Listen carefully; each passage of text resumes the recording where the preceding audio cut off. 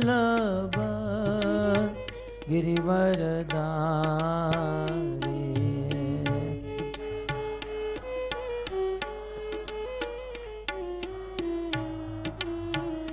जय यशोदानंदन ब्रजजनरंजन राधा माधव कुंज बिहारी।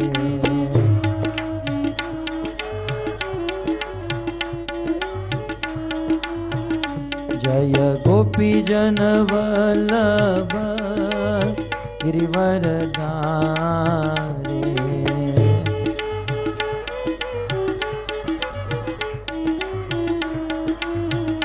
जय गोपी जन वल्लभ गिरिवरधारी।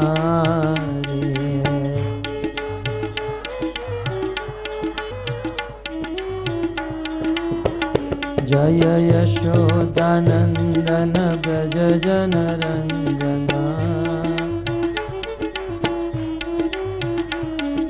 यशोदानंदन ब्रज जनरंजन।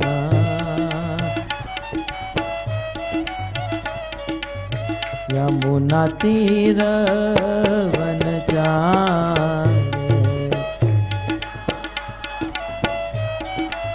यमुना तीर वनचारी। जय राधा माधव कुंज बिहारी।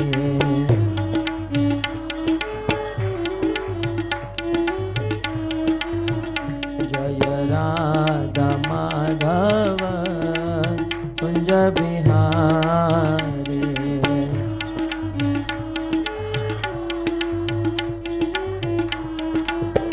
जय राधा माधव कुंज बिहारी।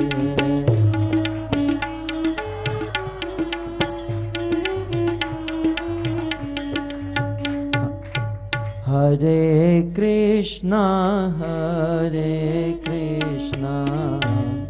कृष्णा कृष्णा हरे हरे। हरे राम राम राम हरे हरे। गाइए प्रेम से।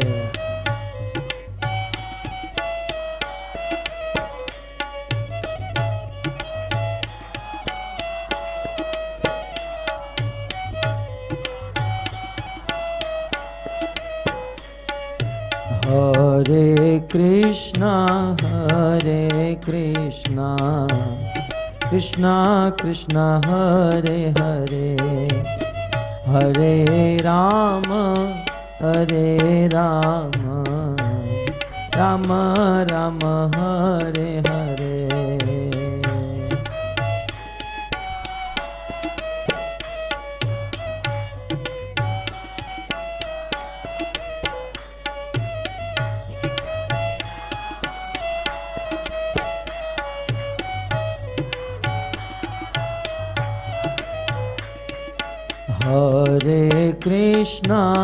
हरे कृष्णा कृष्णा कृष्णा हरे हरे। हरे राम राम राम हरे हरे।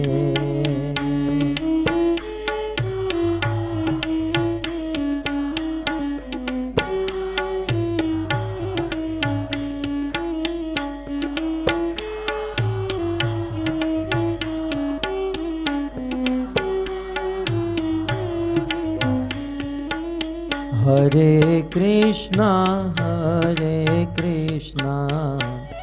कृष्णा कृष्णा हरे हरे। हरे राम राम राम हरे हरे।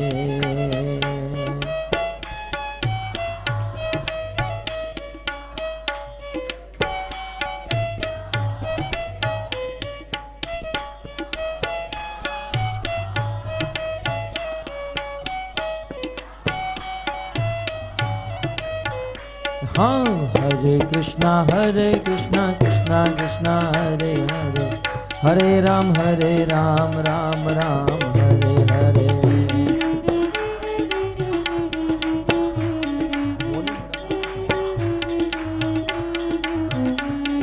हरे कृष्णा कृष्णा कृष्णा हरे हरे, हरे राम राम राम हरे हरे।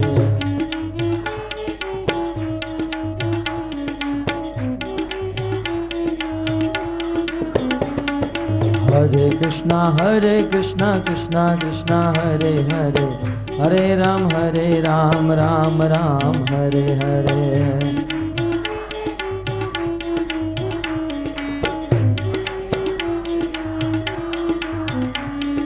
हरे कृष्णा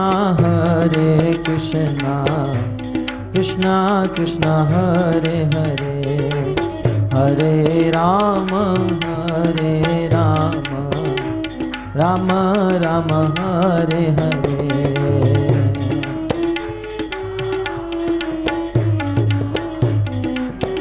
गाइए प्रेम से।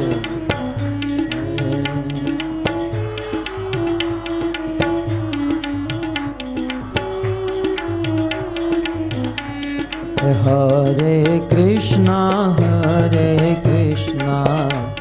कृष्णा कृष्णा हरे हरे, हरे राम राम राम हरे हरे।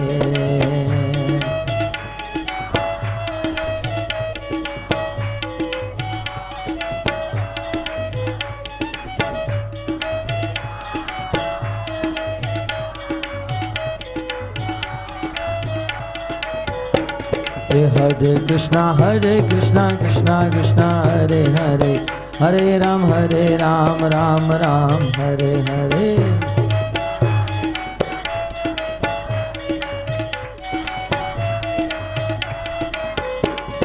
हरे कृष्णा कृष्णा कृष्णा हरे हरे, हरे राम राम राम हरे हरे।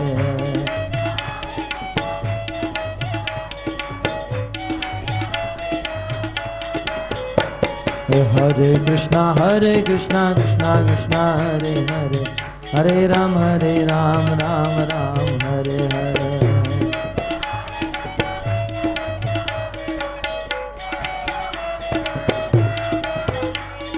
गौर निताय जय गौर निताय, गौर निताय जय गौर निताय।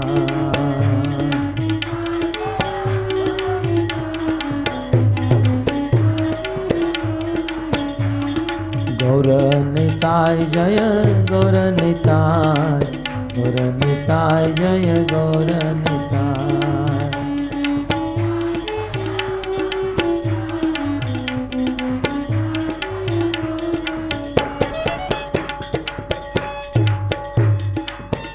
निताय गौरांगो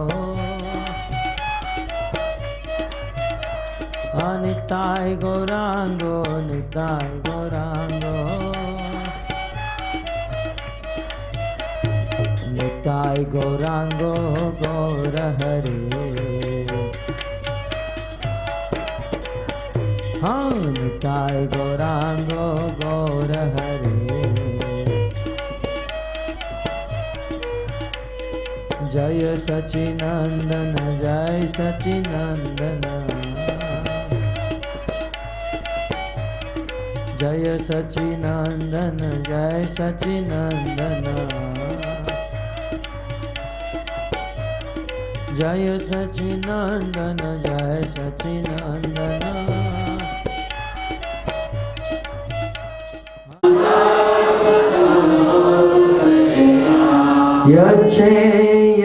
यस्यात्निशितं ब्रूहि तन्मे,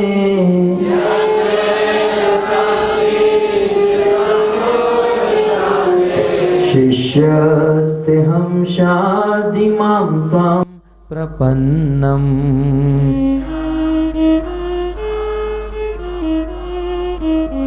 कार्पण्यदोषो अपहत स्वभाव,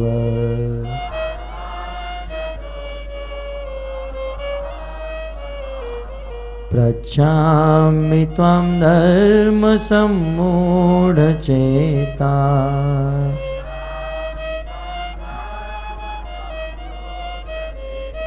यच्छेयस्यात्निशितं ब्रूहि तन्मे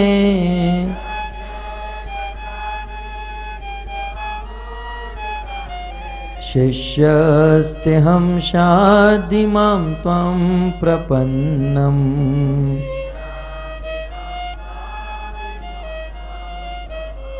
कार्पण्यदोषोपहत स्वभाव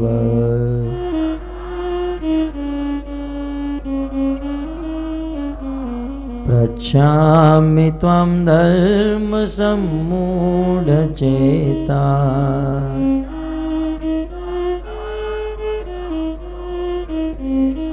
यच्छेयस्यात्निशितं ब्रूहि तन्मे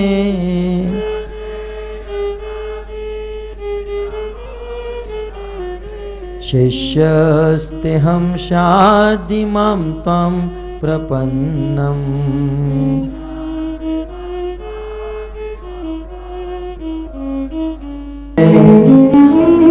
श्रीमते भक्तिवेदान्त स्वामिनिति नामिने नमस्ते सारस्वते देवे गौरवाणी प्रचारिणे निर्विशेषः शून्यवादी पाश्चात्यदेशतारिणे जय श्री कृष्ण चैतन्य प्रभो नित्यानंद श्री अद्वैत गदाधर श्रीवासादि श्री गौर भक्तवृंद हरे कृष्णा कृष्णा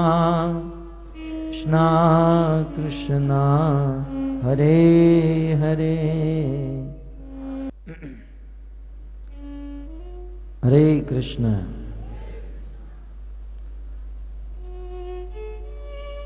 तो आप सब भक्तों का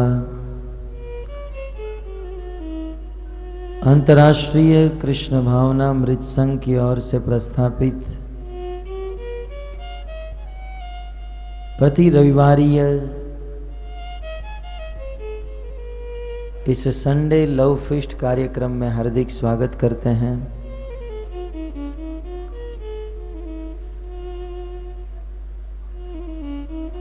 श्रील प्रभुपाद जी के द्वारा प्रस्थापित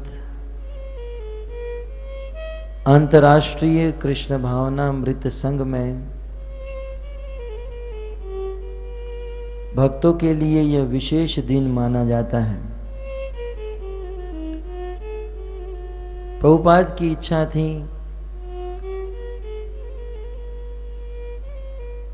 कि संसार के गृहस्थ वैसे तो रात दिन बिजनेस में अपने काम धंधे में माया में फंसे रहते हैं, परंतु कम से कम एटलीस्ट रविवार को इस्कॉन मंदिर में आए, भगवान का दर्शन करें, भक्तों का संग करें और भगवत प्रसाद का ग्रहण करें। भक्तों, ये सत्संग जो है संजीवनी बूटी के समान है। कल ही मुझे किसी ने पूछा,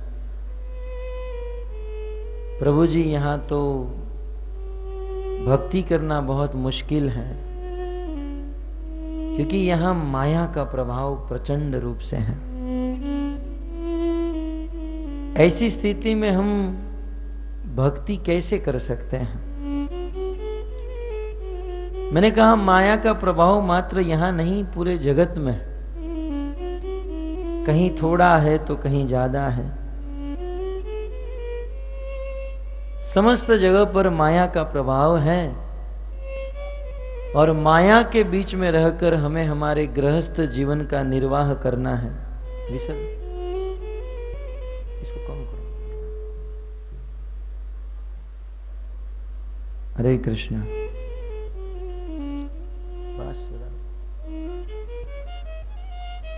हरे कृष्ण।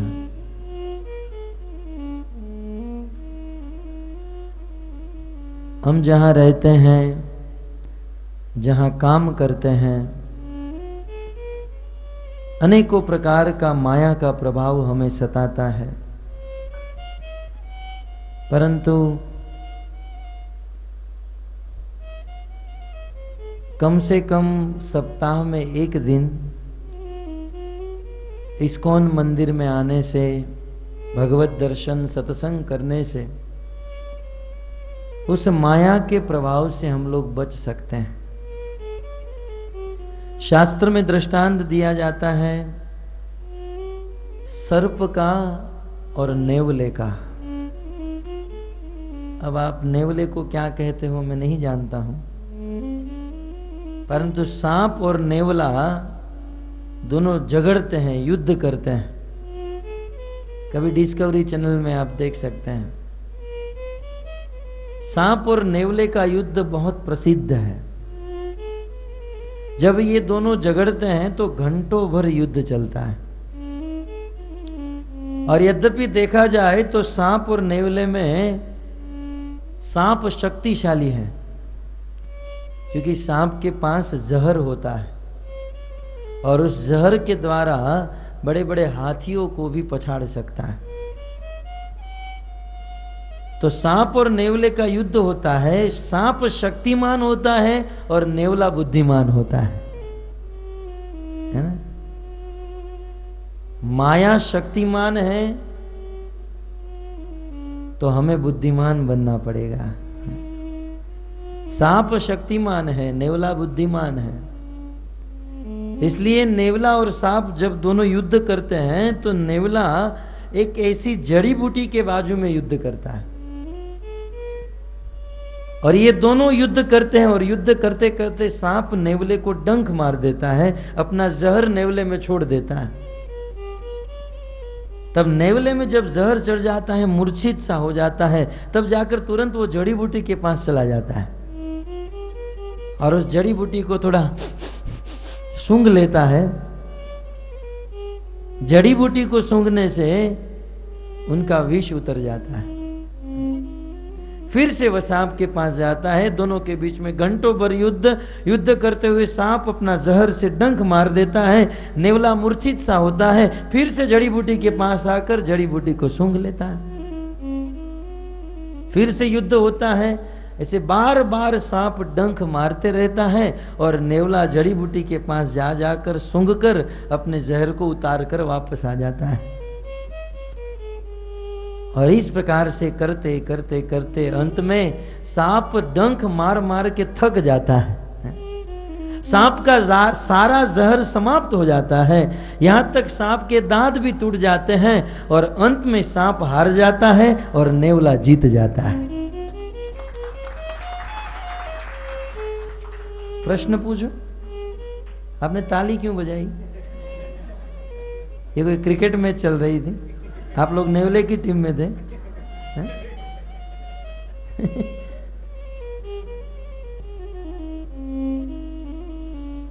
तो इस प्रकार से नेवला जीत जाता है। भक्तों, वह नेवला और कोई नहीं, हम लोग ही हैं। आपने जो ताली बजाई सही बजाई है।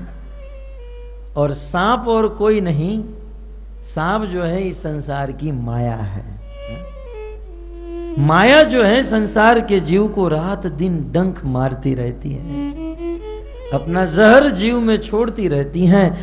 लेकिन हमें चाहिए कि जैसे ही सांप जहर छोड़ देता है, माया जो है हमें प्रभावित कर लेती है, तुरंत रविवार को इस इस्कॉन मंदिर में आ जाए, भगवान का दर्शन करके, सत्संग करके, प्रसाद खा करके अपना सारा जहर निकाल दिया जाए और फिर से माया में चले जाए। फिर से अपनी अपनी दुकान में, अपनी अपनी ऑफिस में, अपने अपने जगह पर। और एक सप्ताह तक माया का प्रभाव अपने दिलो दिमाग में आता है, फिर से रविवार को मंदिर में। अब डेली आए तो बहुत अच्छी बात है, परंतु एटलीस्ट कम से कम रविवार को मंदिर में आकर हमें हमारे सारे जहर को निकालना चाहिए और भगवत भक्ति के तत्वों को ग्रहण करना चाहिए। इस प्रकार बार बार माया डंक मारेगी और बार बार हम यहां मंदिर में आते रहेंगे, तो एक दिन ऐसा आएगा कि ये माया हार जाएगी और भक्त जीत जाएगा। हरे कृष्णा हरे कृष्णा हरे हरे।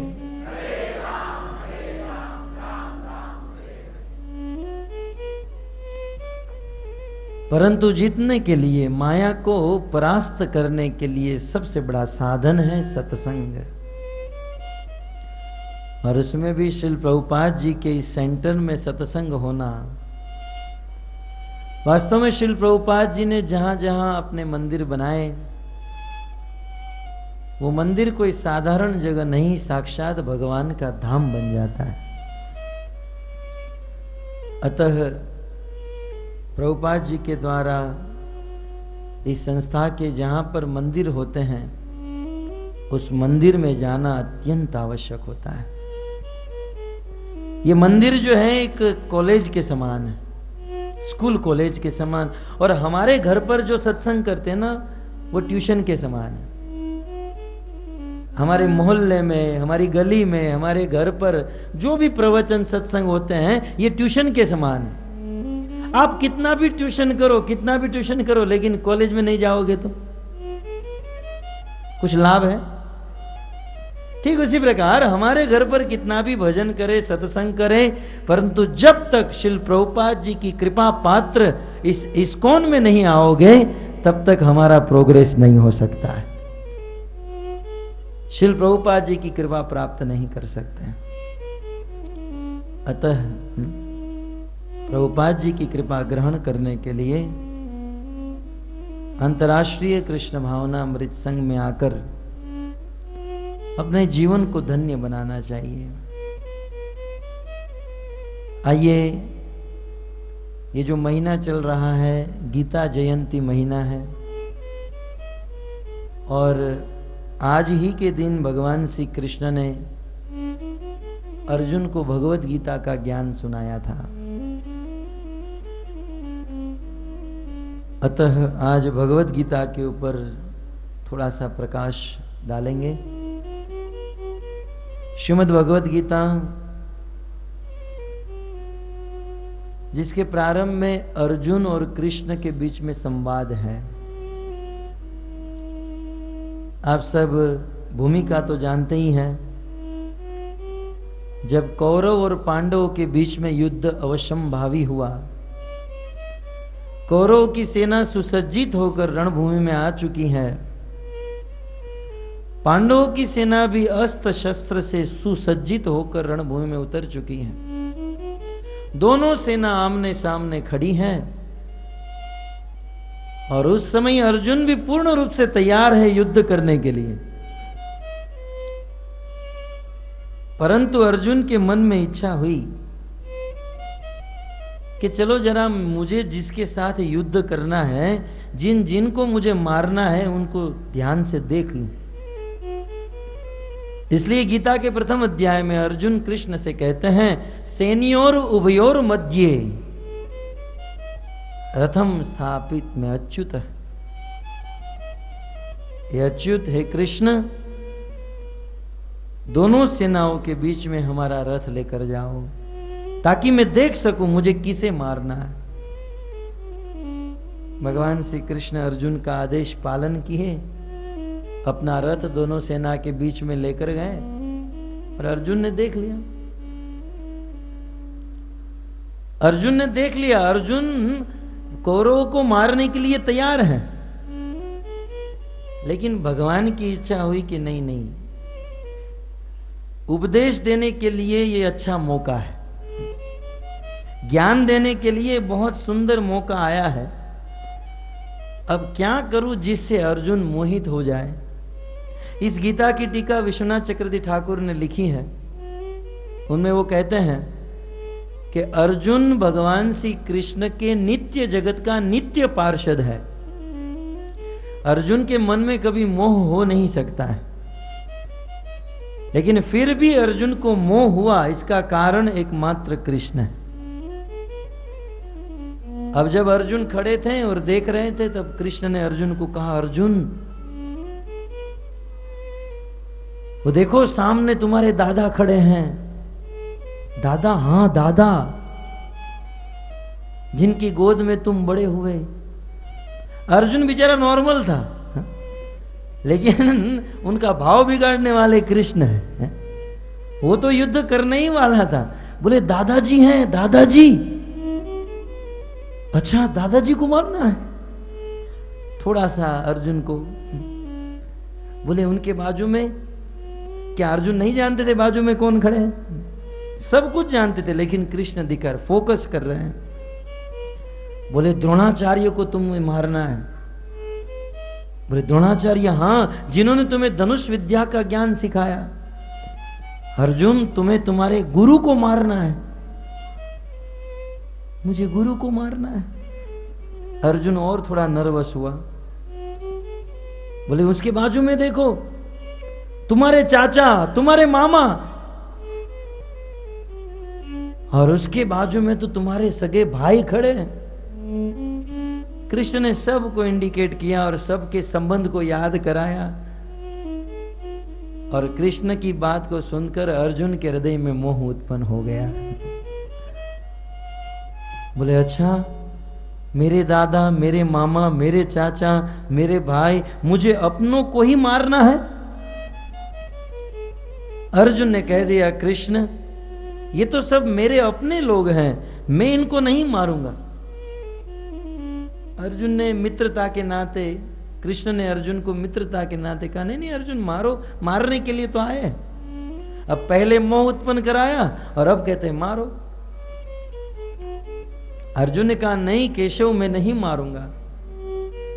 यहां तक अर्जुन ने कह दिया, गुरु न हत्वा ही महानुभावन श्रेयम भोक्तुम भैक्ष्मी अपीह लोके हत्वार्थ कामा तु गुरु निहेव भुंजीय भोगान रुधिर प्रदिग्धान। कृष्ण, मैं मेरे गुरुजनों को नहीं मारूंगा, मेरे दादा को, मेरे अपने संबंधी को मैं नहीं मारूंगा। मैं भिक्षा मांगकर, भीख मांगकर पूरे जीवन को बिता लूंगा, परंतु युद्ध नहीं करूंगा। इस प्रकार से कहते हुए अर्जुन का मुख सूख गया, अर्जुन के शरीर से पसीना निकलने लगा। आप लोग जरा आगे आ जाइए, थोड़े थोड़े आगे। जगह दान, महादान, आज के दिन में जगह दान करने की महिमा है। हरे कृष्णा हरे। अपने ही स्वजनों को विपक्ष में देखकर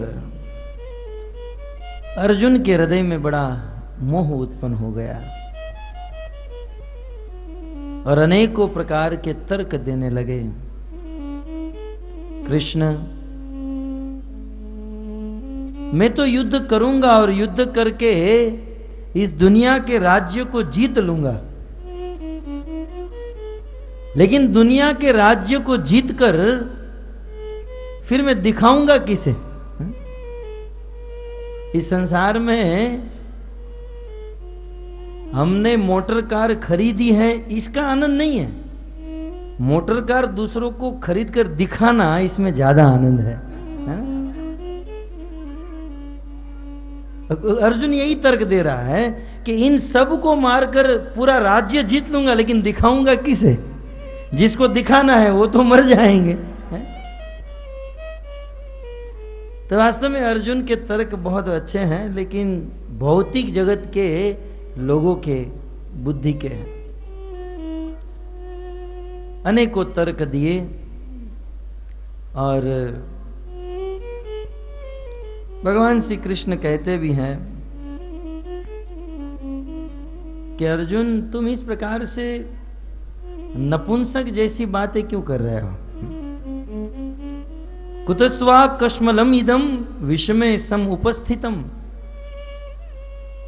ऐसी विषम परिस्थिति में तुम्हारे अंदर ये कल्मश आया कहां से? तुम्हारे जैसा वीर है, तुम्हारे जैसा वीर आदमी ऐसे युद्ध से भागने की कैसे सोच सकता है? अनार्य जुष्टम स्वर्गम अकीर्तिम कर्म अर्जुन। अर्जुन, इस कार्य से न तो इस लोक में तुम्हारा अच्छा होगा न परलोक में अच्छा होगा। अतः हे पार्थ,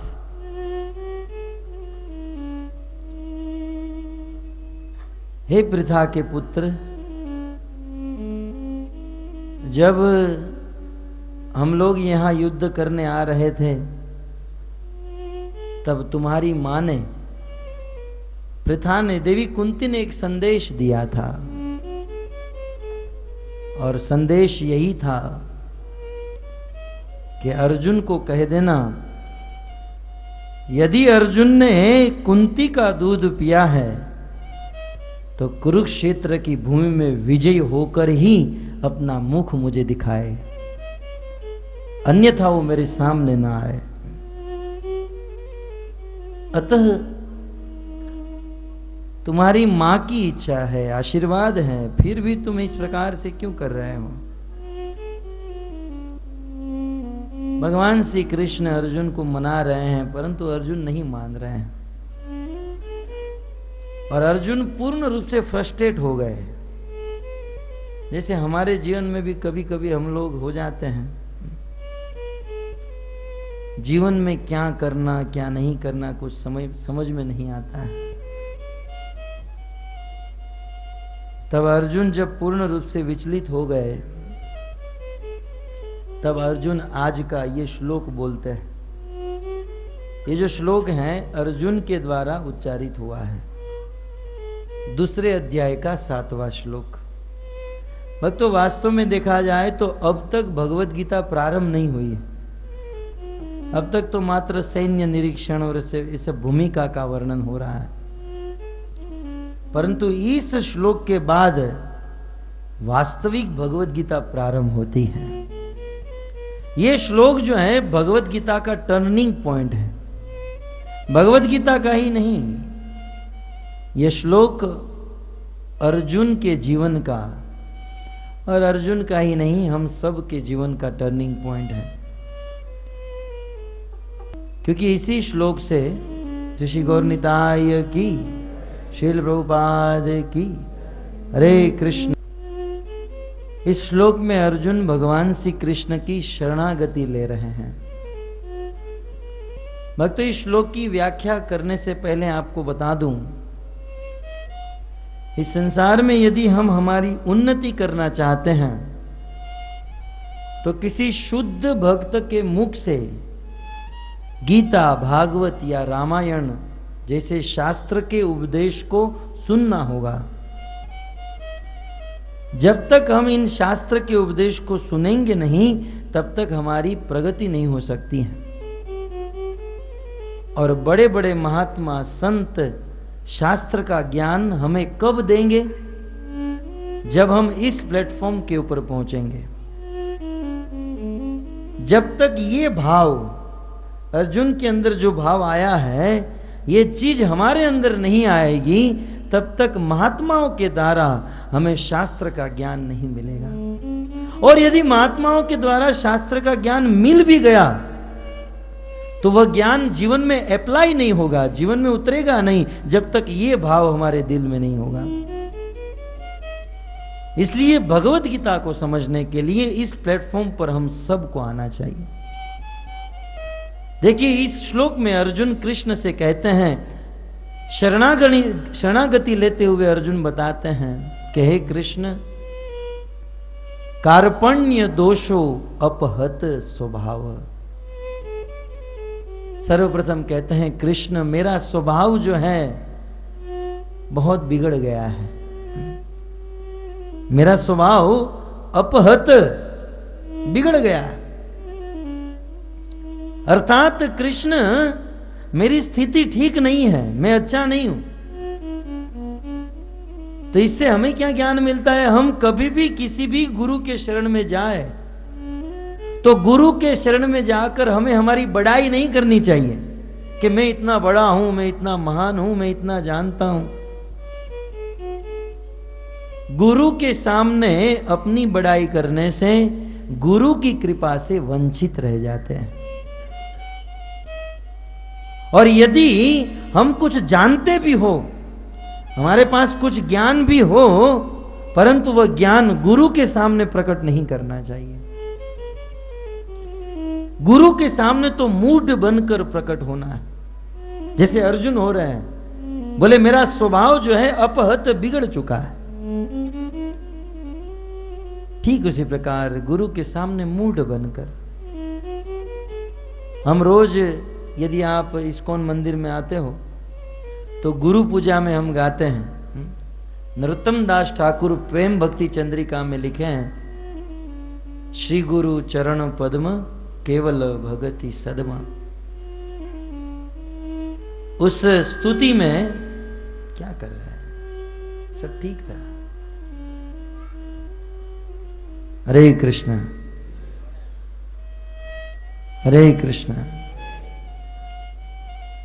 उस स्थिति में नरोत्तम दास ठाकुर कहते हैं, गुरु मुख पद्म वाक्य चीते ते करी ऐक्य। आगे कहते हैं, श्री गुरु करुणा सिंधु। गुरुदेव जो है करुणा के सागर है। गुरु में समुद्र के समान कृपा भरी हुई है, लेकिन वह गुरु की कृपा किस व्यक्ति के ऊपर आती है? श्री गुरु करुणा सिंधु अधम जनार बंधु। तो गुरु की कृपा अधम व्यक्ति के ऊपर ही बहती है, इसलिए गुरु के सामने अधम बनकर पेश आना चाहिए, जिसे आज अर्जुन कृष्ण के सामने अधम बनकर पेश आ रहे हैं। और कहते हैं, अपहत स्वभाव है कृष्ण, मैं मेरा वास्तविक स्वभाव खो चुका हूं, भूल चुका हूं, मेरा स्वभाव बिगड़ गया है। अब जानते हैं हमारा स्वभाव क्या है? जीव का वास्तविक स्वभाव क्या है? कुछ लोग कहते हैं ये आदमी का स्वभाव ये है, ये आदमी का स्वभाव ये है। भगवान ने गीता में कहा है, स्वभाव शब्द के ऊपर मैं बोल रहा हूं। भगवान ने गीता के अंतिम अध्याय में कहा, जो व्यक्ति अपने स्वभाव को भूलकर पराये के स्वभाव को ग्रहण करता है वह सुखी नहीं हो सकता है। हमें हमारे स्वभाव में स्थित रहना चाहिए, हमें दूसरे के स्वभाव को ग्रहण नहीं करना चाहिए, और दूसरे का स्वभाव ज्यादा देर तक टिकता भी नहीं है ना? हमें हमारे स्वभाव में, तो बताइए हमारा स्वभाव क्या है? इसके लिए पहले जानना होगा हम कौन हैं। हम कौन हैं? आत्मा है कि प्रेत आत्मा? हम सब लोग आत्मा हैं, और आत्मा क्या है? परमात्मा का अंश है। आत्मा जो है परमात्मा का अंश है। इसलिए चैतन्य महाप्रभु कहते हैं, जीवेर स्वरूप है कृष्ण नित्य दास। आत्मा परमात्मा का अंश होने के नाते आत्मा परमात्मा का दास है। ठीक है ना? जीवेर स्वरूप नित्य कृष्ण दास। ये जीव का स्वरूप क्या है? कृष्ण का दास। तो बताइए दास का स्वभाव क्या होता है? दास का स्वभाव होता है अपने मालिक की सेवा करना, है ना? तो यदि हम लोग आत्मा है, परमात्मा के अंश है, भगवान के दास हैं, तो हमारा मूलभूत स्वरूपगत वास्तविक एक्चुअल स्वभाव क्या है? भगवान की सेवा। अब हम हमारे वास्तविक स्वभाव को छोड़कर दूसरा कोई स्वभाव को स्वीकार कर लेंगे तो सुखी हो सकते हैं? नहीं हो सकते। अतः हमें हमारे इस टेम्पररी स्वभाव को छोड़कर वास्तविक स्वभाव को ग्रहण करना चाहिए। लेकिन अर्जुन यहां पर क्या कहते हैं, कृपण दुर्बलता के कारण, कार्पण्य दोषो, कृपणता के कारण मैं मेरा स्वभाव खो चुका हूं। कृपणता का अर्थ होता है लोभ, काम, क्रोध और लोभ। इस संसार में हम लोग हमारा वास्तविक स्वभाव भूल गए, कारण हमारे अंदर कुछ कामना है, कुछ लोभ है और कुछ क्रोध है। कामना जो है, कामना का अर्थ होता है इच्छा, और मन में इतनी इच्छाएं होती हैं, इतनी इच्छाएं होती हैं कि हमारे वास्तविक स्वभाव और स्वरूप को छोड़कर हमसे कुछ गलत गलत पाप रूपी काम करा लेती हैं। ये कामना जो है हमारे स्वभाव को बदल देती है। दूसरा है क्रोध। क्रोध के कारण हमारा स्वभाव बिगड़ जाता है। जब क्रोध आता है तो हम हमारा भी बिगाड़ते हैं और दूसरों के दिमाग को भी बिगाड़ देते हैं। क्रोध करने से किसी का अच्छा नहीं होता है। और तीसरा है लोभ। लोभ, किसी वस्तु की इच्छा करना और उस वस्तु को प्राप्त होने पर उनके प्रति और प्राप्त करने की इच्छा हो जाना। हम लोग के पास पहले कुछ नहीं था, भगवान की कृपा से थोड़ा बहुत धन आ गया, इससे हमारा जीवन चल सकता है। लेकिन अब लाख के 2 लाख, 2 के 4, 4 के 8, 8 के 16, इसे कहते हैं लोभ। और कुछ लोग तो इतने लोभी होते हैं, मैं अक्सर कहता हूं, एक बार एक आदमी दुकान से घर पर आया, पत्नी भोजन पका रही थी, तो पत्नी को कहा, क्या कर रही हो? भोजन बना रही हो। कितने लोगों का बना रही हो? बोले 3 लोगों का। बोले 3 कौन? बोले आप, मैं और हमारा बच्चा। बोले 3 लोगों का बनाने की क्या जरूरत है, बच्चा छोटा है, 2.5 लोगों का बनाना। अब ये ट्रेन की टिकट थोड़ी ना, फ्लाइट की टिकट है, आधी टिकट लेनी पड़ेगी। लोभ था ना, लोभ की भी सीमा होती है। बोले 3 का मत बनाना, वेस्टेज हो जाएगा, 2.5 का ही बनाना। अब यहां पर तो मैं नहीं जानता हूं, लेकिन वहां पर उत्तरायण के दिन हम पतंग उड़ाते हैं। पतंग जानते हैं ना, काइट है, यहां उड़ाते हैं। तो वो लोभी जो था, अपनी पत्नी को 2.5 जन के भोजन बनाने का ऑर्डर देकर टेरेस पर चला गया। मुंबई में तो बिल्डिंगें होती हैं, 14 माल की बिल्डिंग थी, टेरेस पर चला गया। जो लोभी होते हैं ना, वो पतंग को खरीदते नहीं है, वो लूटते हैं। कटी हुई पतंग आती है ना, उसे पकड़ते हैं। तो ये दुकान से खरीदा नहीं है, टेरेस पे खड़े रहकर देख रहा था, कहीं से कट कर आए तो मैं पकड़ लूं और फिर उड़ाऊं। तो एक पतंग दूर से उड़ती उड़ती आई और ऐसे उसके रस्सी को पकड़ने गया गया गया तो टेरेस से नीचे गिरा। 14 माले से वो नीचे गिरा, और जैसे ही ऊपर से नीचे गिरा, 7वें माले पर उनका घर था। उनकी पत्नी भोजन पका रही थी, विंडो से बोला कि देखो अब 2.5 का मत बनाना, 1.5 का ही भोजन बनाना, क्योंकि मैं जा रहा हूं। मर गया, लेकिन मरते मरते एक जन का भोजन बचाते गया। लोभ, काम, क्रोध और लोभ। एक बार एक व्यक्ति चक्कू से अपने हाथ को काट रहा था। बोले भाई साहब, आप अपने चक्कू से अपने हाथ को क्यों काट रहे हो? बोले डेटॉल की बोतल फूट गई है तो उसे यूज कर लूंगा मैं लगाकर। अब डेटॉल की बोतल गिर गई तो हाथ को काटने की क्या? बोले पैसे वसूल होंगे ना डेटॉल के। इसे कहते हैं लोभ।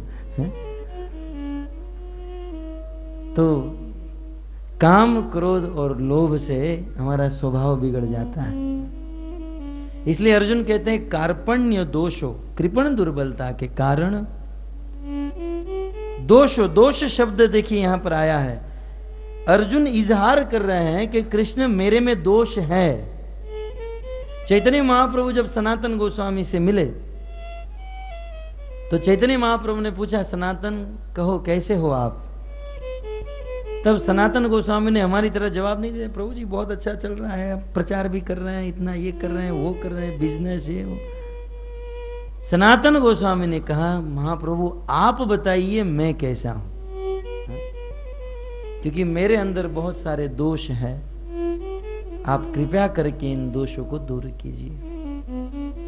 यह है भक्त का स्वभाव। यदि किसी से कुछ चाहिए, गुरु की कृपा चाहिए, तो उसके सामने हमारे दोष को प्रकट करना चाहिए, ताकि गुरुदेव हमारे दोष को सुधार सकते हैं। देखिए, डॉक्टर के सामने रोग को छिपाओगे तो रोग से कभी मुक्त नहीं हो पाओगे।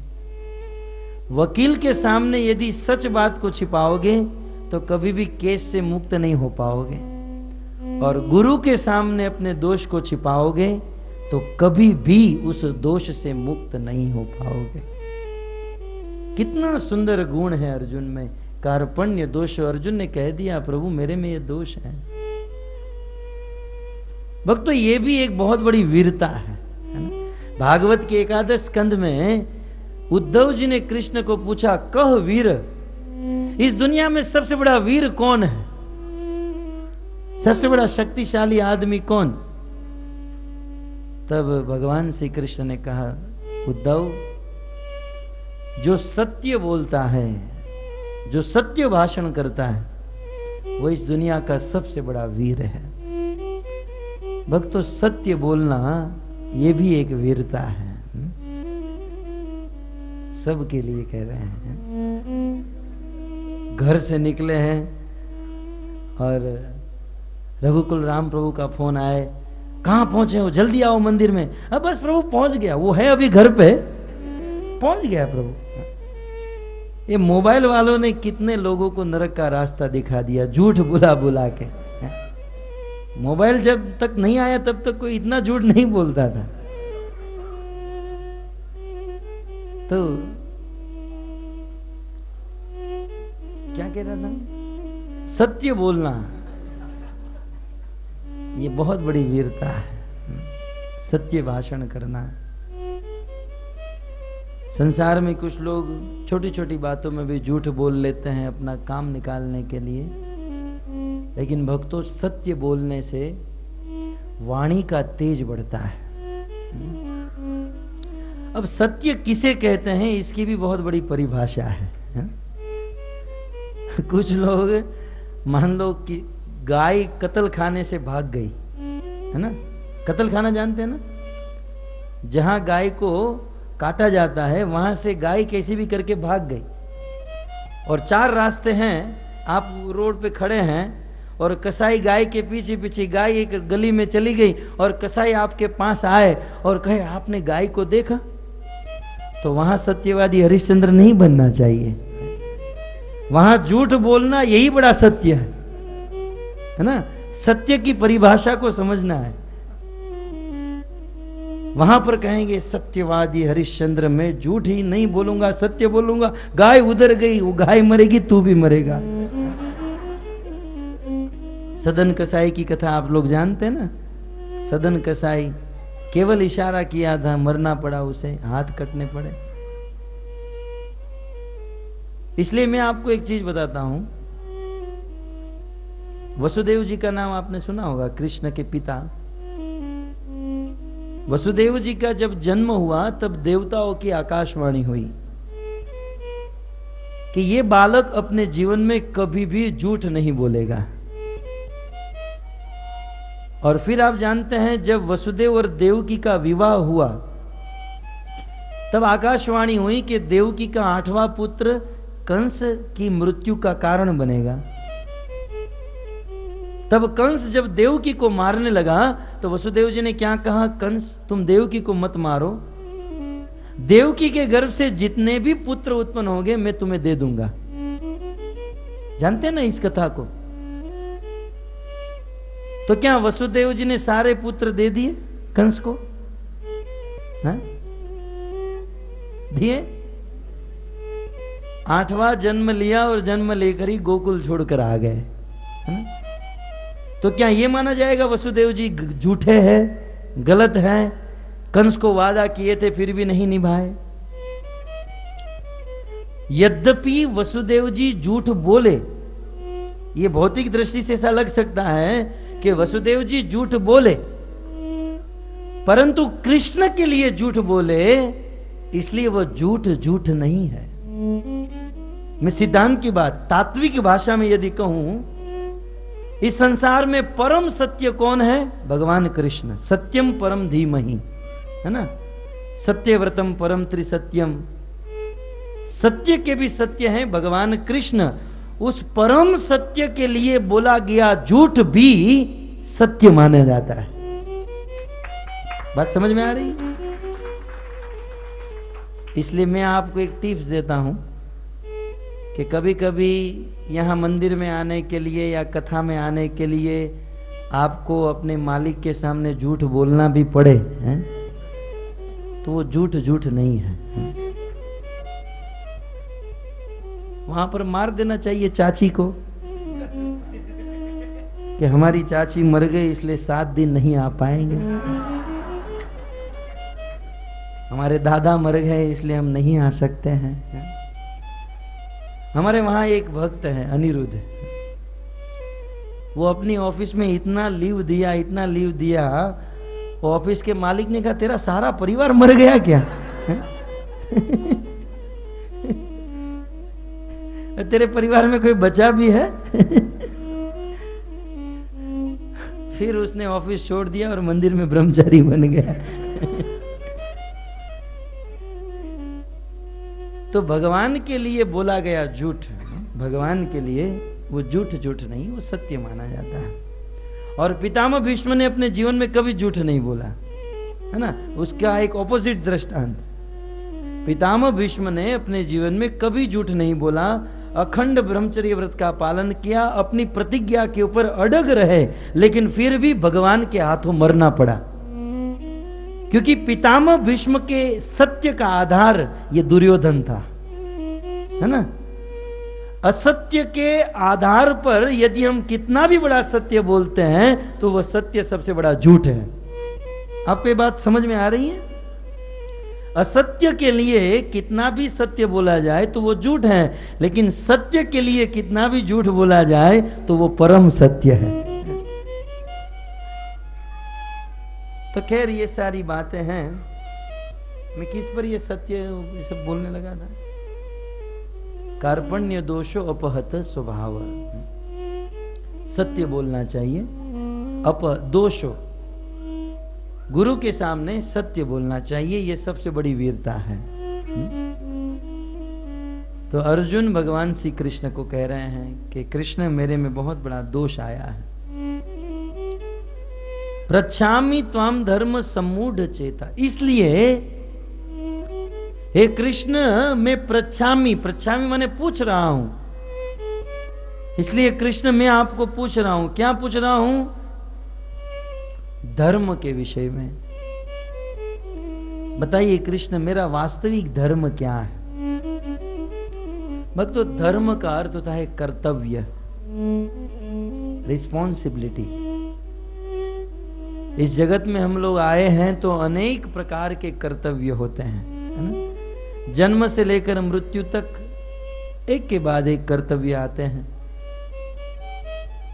माता के प्रति कुछ कर्तव्य, है ना, जिसे मातृधर्म कहते हैं।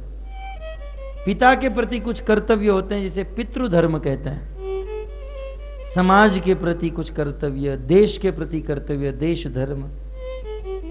लेकिन भक्तों, ये जितने भी कर्तव्य हैं ये सारे हमारे शरीर के साथ रिलेटेड हैं।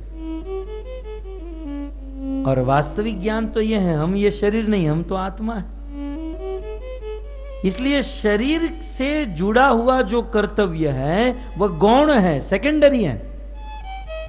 आत्मा के साथ जो जुड़ा हुआ कर्तव्य है वह प्राइमरी है, मुख्य है। और इसीलिए आत्मा का मुख्य कर्तव्य क्या है? सवे पुंसा परो धर्म यतोर भक्ति अधोक्षज। परम धर्म, आत्मा का धर्म क्या है? अधोक्षज, भगवान श्री कृष्ण की भक्ति करना। परंतु अर्जुन ये जानते नहीं थे, क्योंकि मोहित हो चुके थे। अतः कह रहे हैं कि मैं आपसे पूछ रहा हूं कि मेरे लिए क्या कर्तव्य है।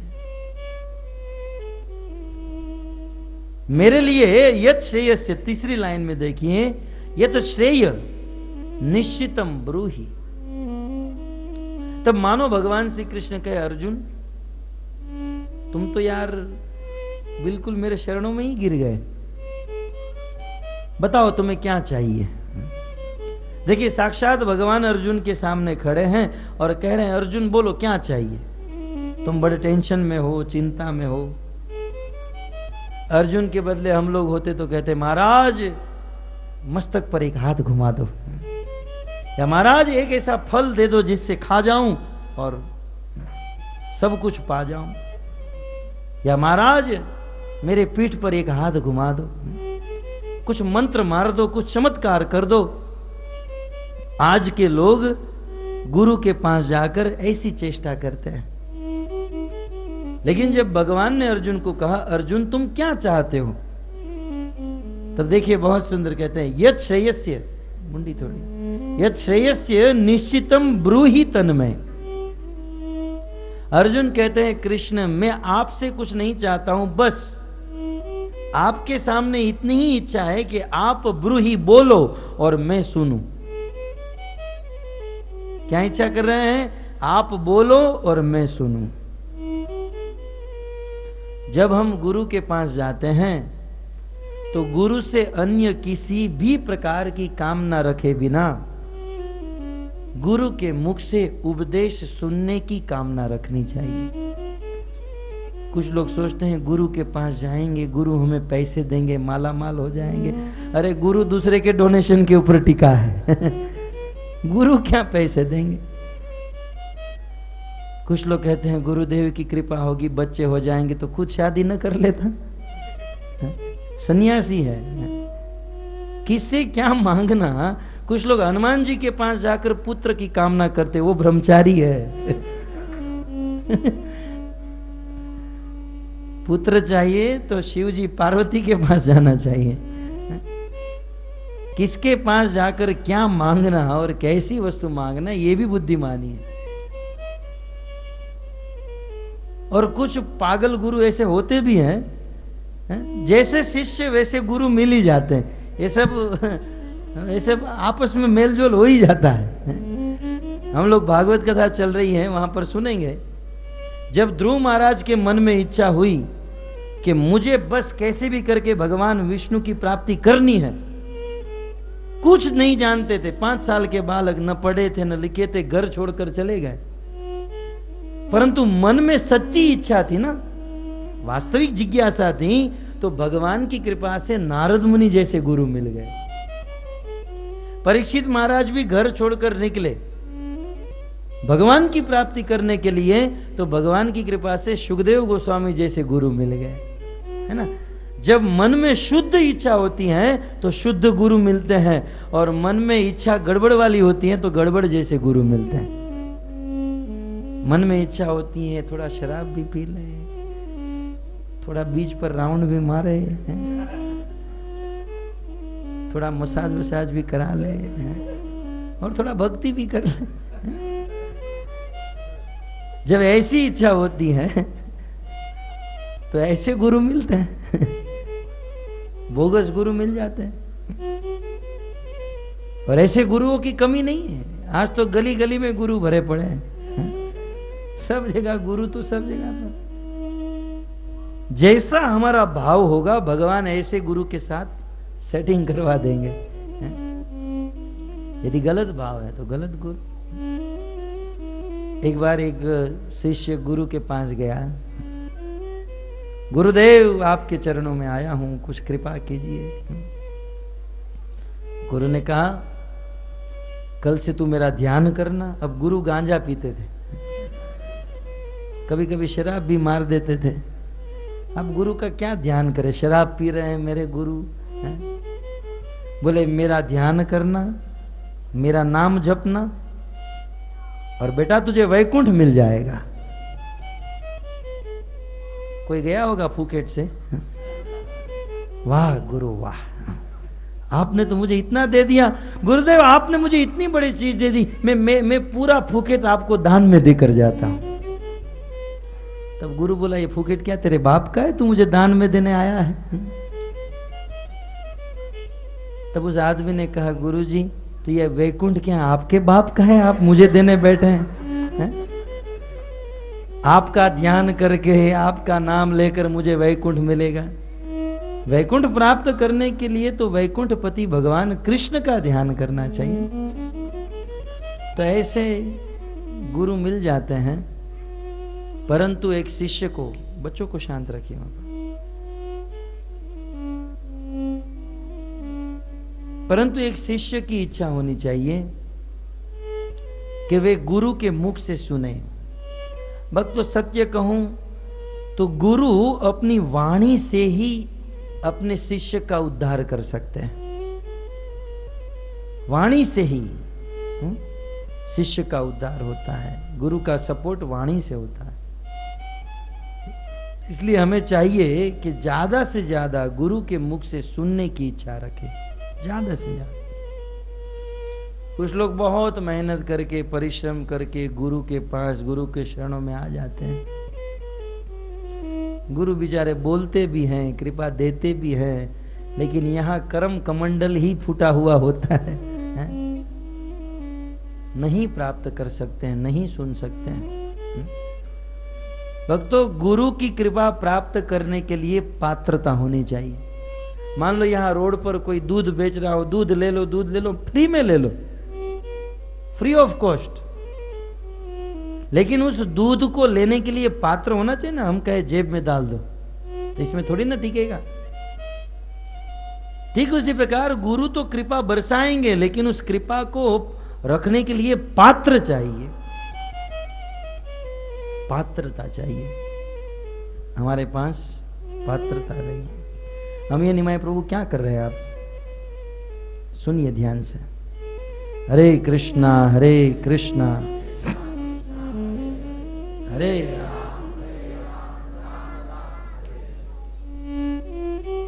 अब ये जो समय चल रहा है थोड़ा सोने का समय है, परंतु बहुत सुंदर अर्जुन के द्वारा शरणागति है।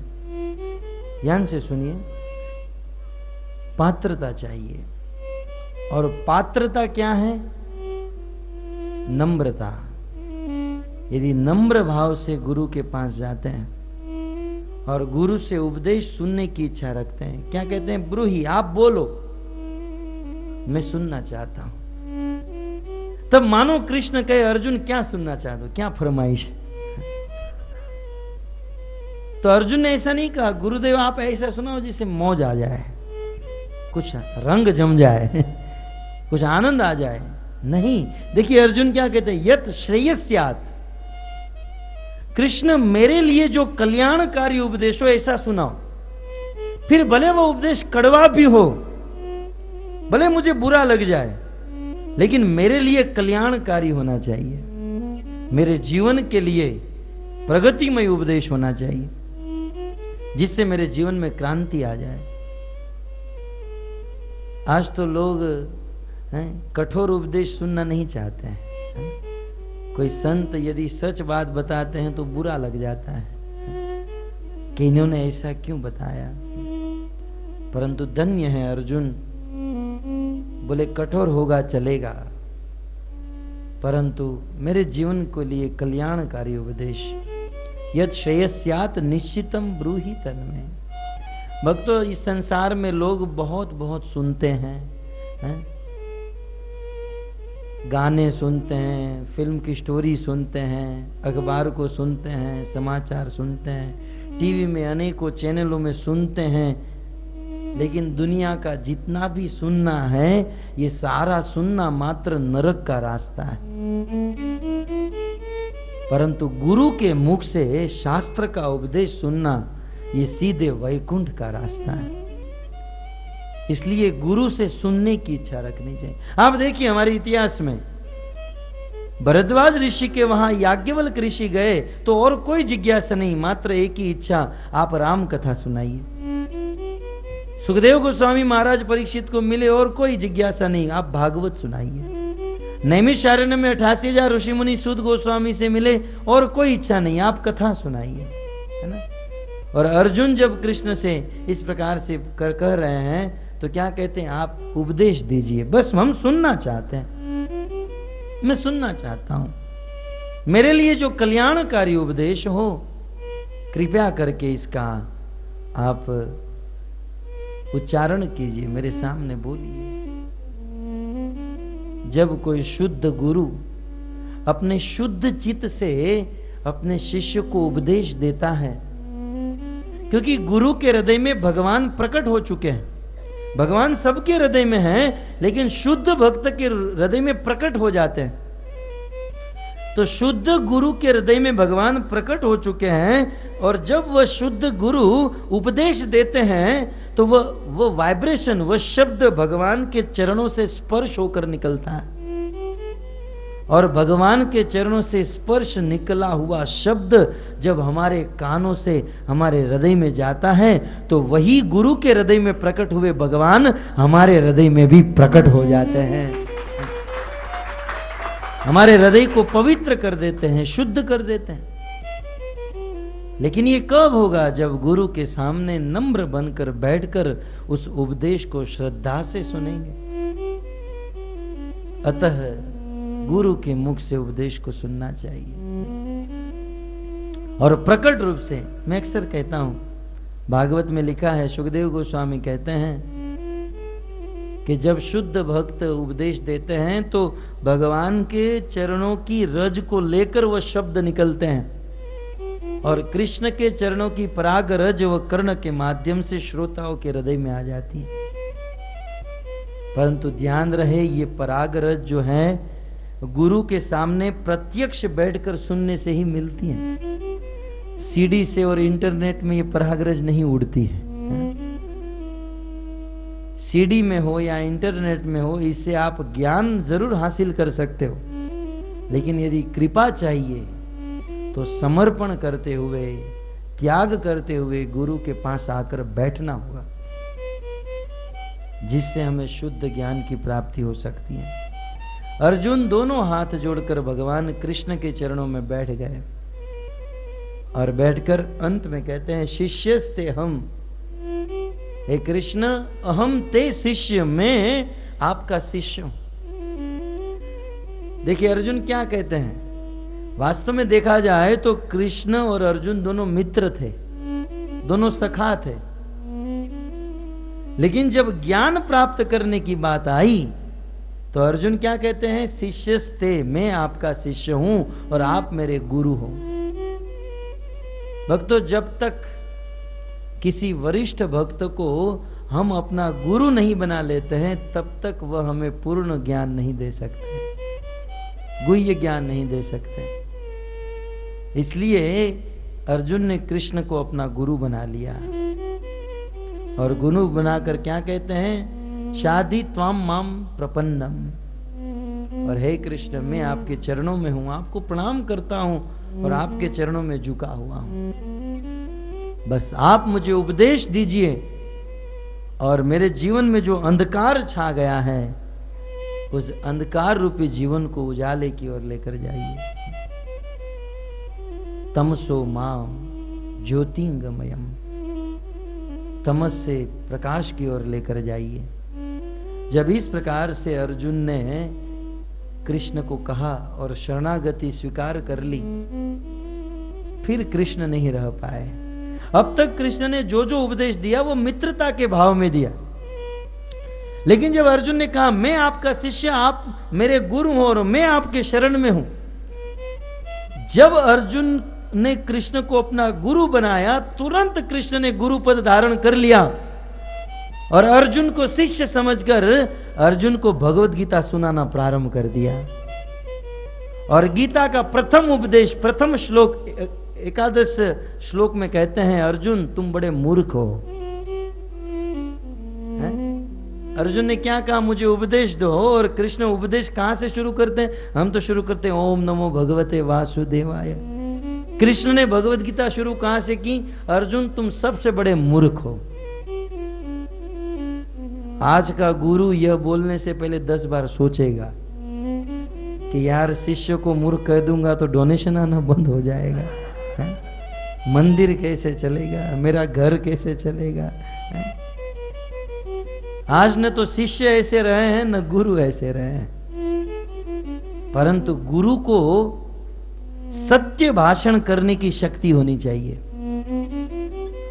गुरु को किसी भी प्रकार का स्वार्थ नहीं होना चाहिए। आज के गुरु तो डरते हैं, बेचारे भयभीत हो जाते हैं, बोले बोलूंगा तो शिष्य को बुरा लग जाएगा। परंतु जो सद्गुरु होते हैं वह यह नहीं देखते हैं शिष्य को बुरा लगे अच्छा लगे। सद्गुरु तो उसे कहते हैं जो शिष्य का भला सोचे। भले शिष्य गुरु को गाली दे दे, परंतु सद्गुरु सदैव शिष्य का भला सोचते हैं। इसलिए कबीरदास जी ने एक दोहा कहा है, गुरु कुंभार शिष्य कुंभ है, घड़ घड़ काढ़े खोट, अंदर हाथ सवार दे, बाहर मारे चोट। गुरु कुंभार शिष्य कुंभ है। कुंभार जानते हैं ना, जो मटके बनाते हैं, है ना? तो गुरु कुंभार है और शिष्य कुंभ के समान। आप कुंभार को देखिए, वो मटके को बहुत मारता रहता है, बाहर से थपथपाता है, और इतना ही नहीं, उस मटके को अग्नि में डाल देता है और अग्नि में डालकर भी उसे मारता है। बाहर से लगता है कि ये कुंभार मटके को इतना क्यों मार रहा है,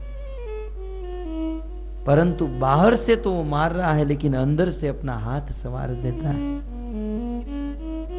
हमें लग सकता है कि गुरुदेव हम पर क्रोध कर रहे हैं, हमें बहुत कठोर शब्द कह रहे हैं, परंतु गुरु का क्रोध सदैव शिष्य के भले के लिए होता है।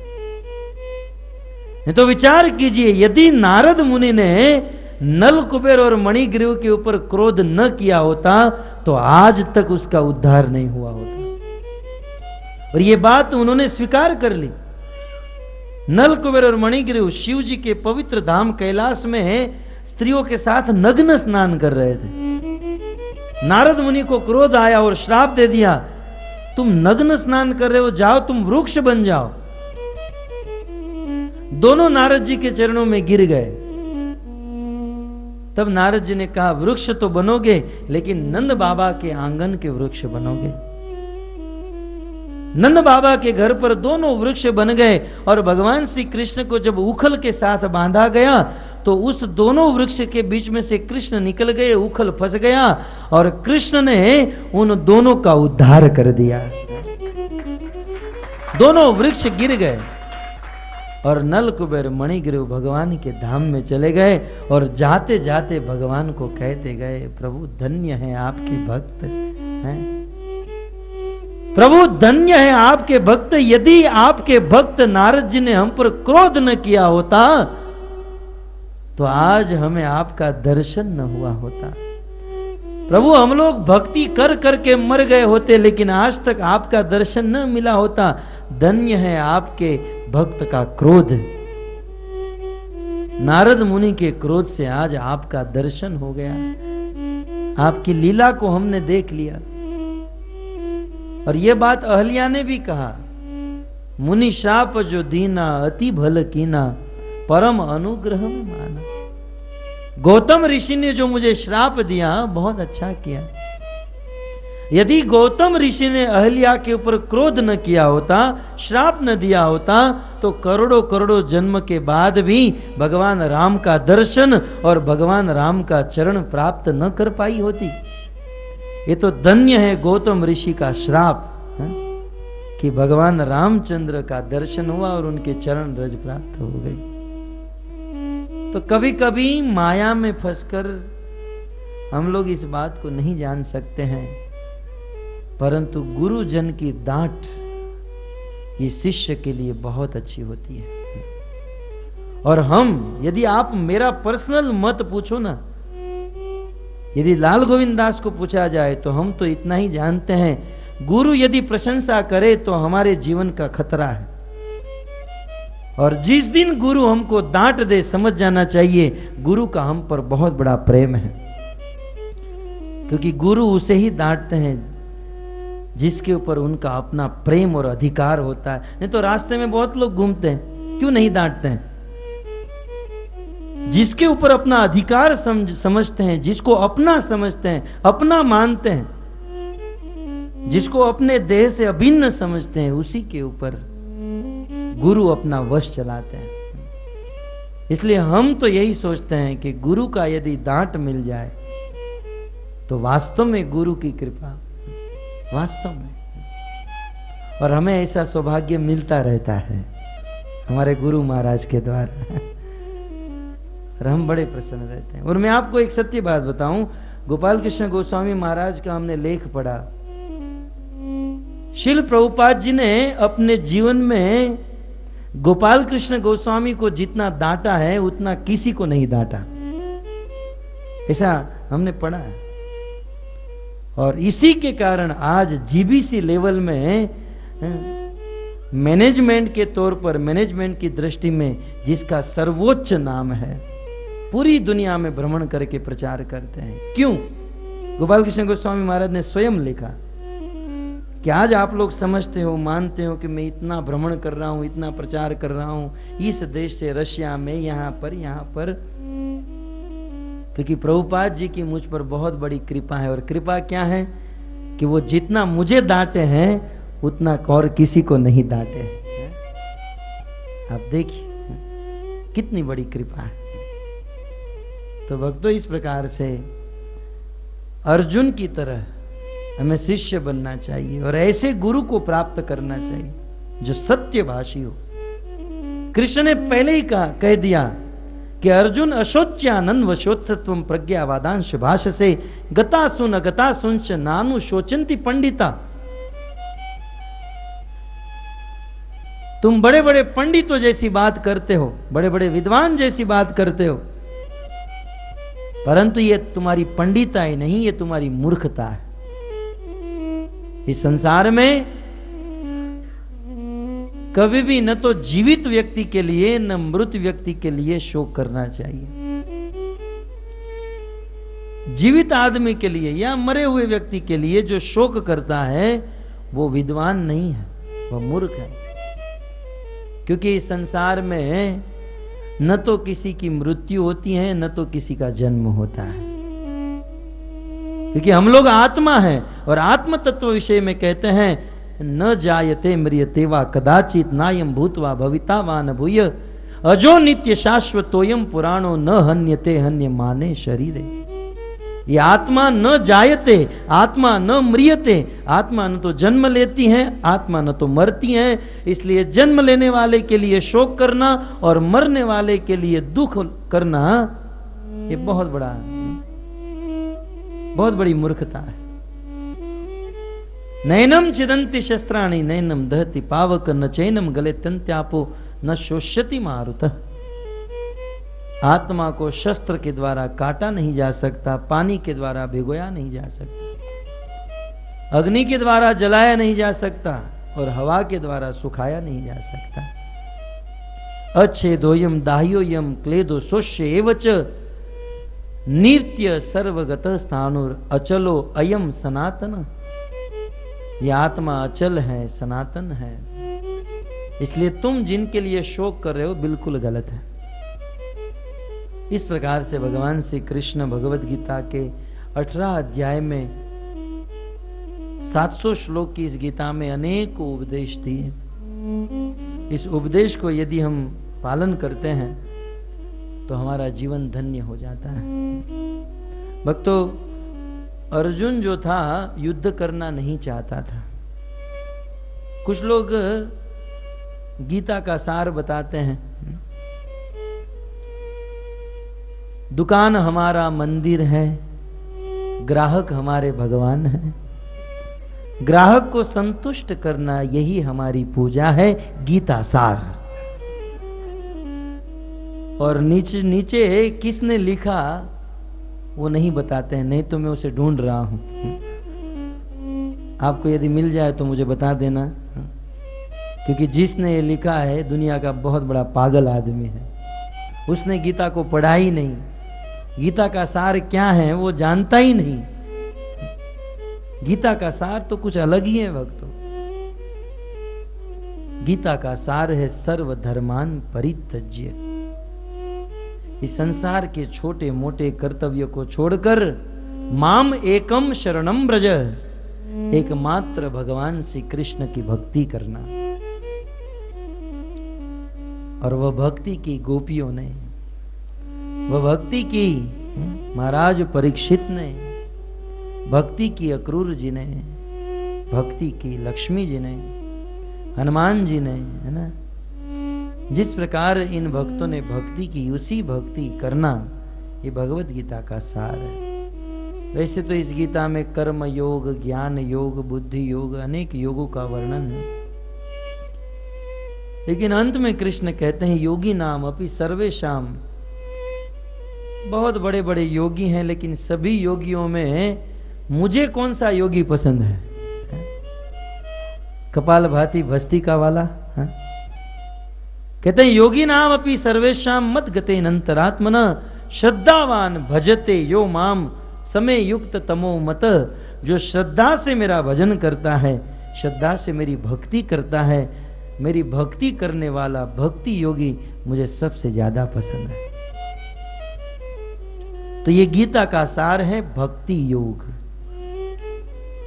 श्रवण कीर्तन स्मरण वंदन अर्चनम पाद सेवनम साख्यम आत्मनिवेदनम, ये नवदा भक्ति के द्वारा अपना मन, अपना चित्त, अपनी इंद्रिया भगवान की सेवा में लगाना, ये है भगवत गीता का सार।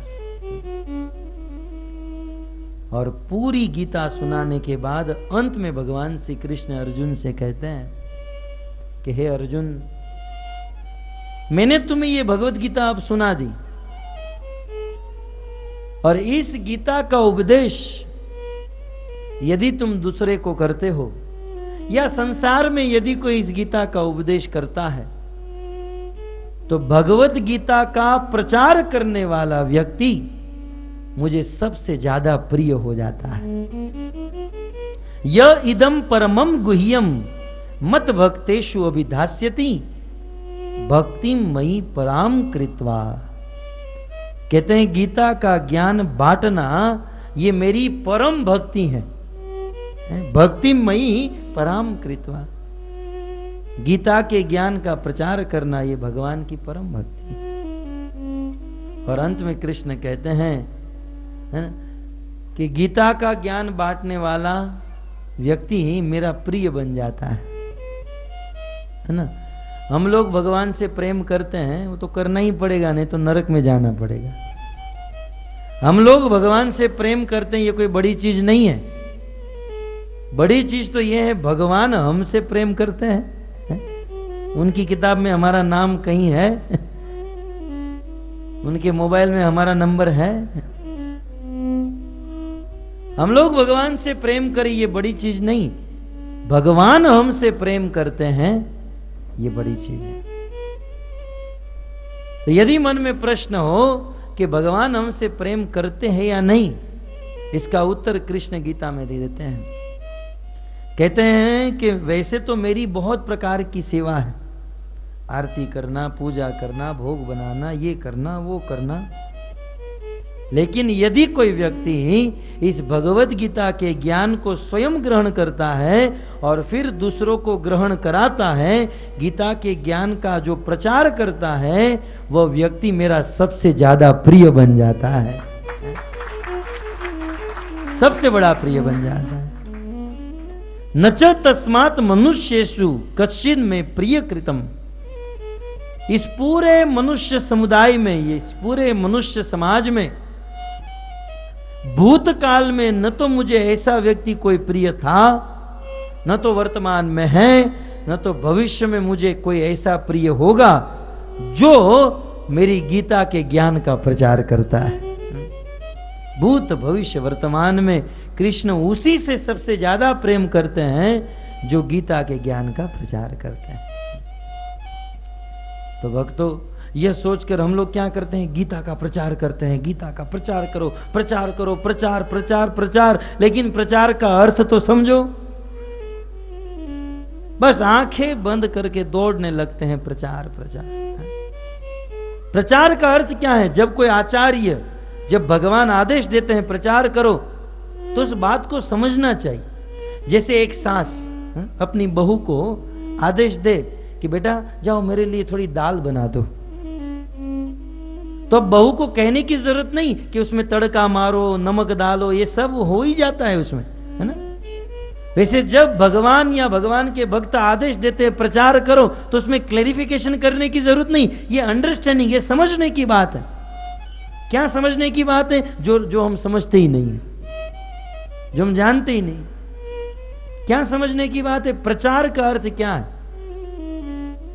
प्रचार जो शब्द है उसमें दो चीज है, प्र और आचार। प्र और आचार जब मिक्स करते हैं तब प्रचार बनता है। तो प्र का अर्थ होता है प्रकृष्ट रूपेण, पूरा पूरा, कंप्लीटली। और आचार का अर्थ तो आप जानते ही हैं, आचरण करना, जीवन में उतारना। भगवत गीता के प्रचार का वास्तविक अर्थ है इस भगवत गीता को अपने जीवन में उतारना और फिर जाकर दूसरों को बांटना।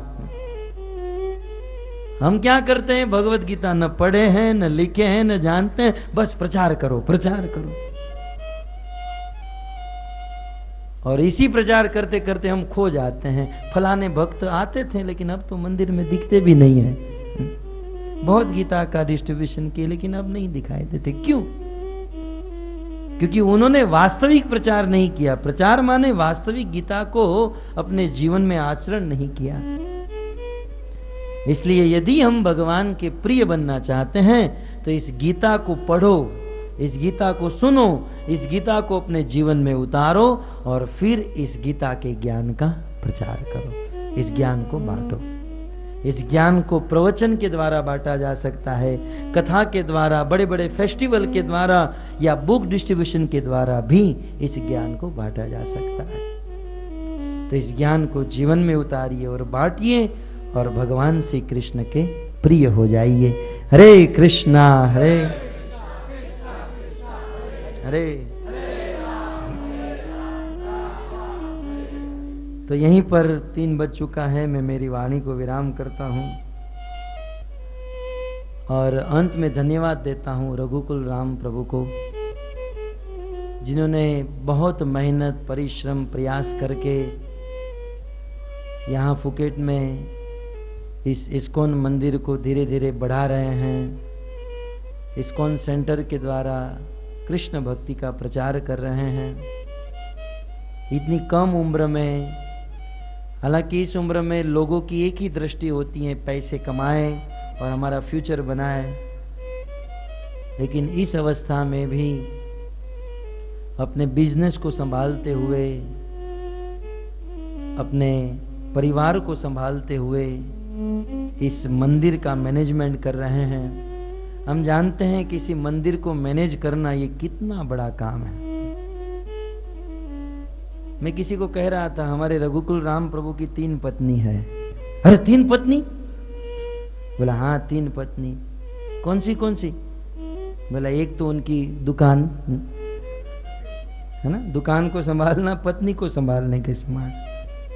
एक तो उनकी दुकान और दूसरा इस्कॉन का मंदिर और तीसरी जो वास्तविक उनकी धर्म पत्नी है। ये बहुत बड़ा काम है। मैं शशि गौरनिताई जी से प्रार्थना करता हूँ, राधा श्याम सुंदर जी से प्रार्थना करता हूँ, प्रभुपाद जी से प्रार्थना करता हूँ कि रघुकुल राम प्रभु को शक्ति प्रदान करे, सामर्थ्य प्रदान करे और यहाँ पर उनकी जो कमेटी है उन सब को शक्ति दे, ताकि सब मिलकर इस मंदिर के माध्यम से हजारों लोगों को भक्त बना सके और बहुत जल्द इस छोटे से मंदिर को बड़ा स्वरूप देकर इस मैंने उस समय भी कहा था कि फुकेट में लोग आते हैं घूमने के लिए, है ना, ये बीच पर जाते हैं, वो बीच पर जाते हैं, लेकिन जब फुकेट के एयरपोर्ट पर उतरे और जब वो जब फोटो देते ना पैम्पलेट देते ना, उस पैम्पलेट में हमारा मंदिर का भी फोटो आ जाए कि यहाँ पर घूमने लायक एक इस्कॉन का मंदिर भी है, आप लोग वहां पर भी जाकर आ सकते हो। तो इस प्रकार शुभ संकल्प करते हुए, भगवान से कृपा की कामना करते हुए और आशीर्वाद की इच्छा रखते हुए कि आप लोग भी हमें आशीर्वाद दीजिए कि हम भी आपकी तरह भक्ति कर सके, भक्ति का प्रचार कर सके। और श्री गौर निताय जी के चरणों में नतमस्तक करते हुए हम यहीं पर अपनी वाणी को विराम करते हैं और आप सभी भक्तों को शुद्ध भक्ति की शुभकामना देते हैं कि इसी प्रकार मंदिर में आते रहिए और जब आते हैं तो अनेकों लोगों को साथ में लाइए और जो नए लोग आते हैं उनकी सेवा कीजिए, अपनी ओर से तन मन धन से मंदिर को आगे बढ़ाइए। हरे कृष्णा हरे कृष्णा हरे कृष्ण।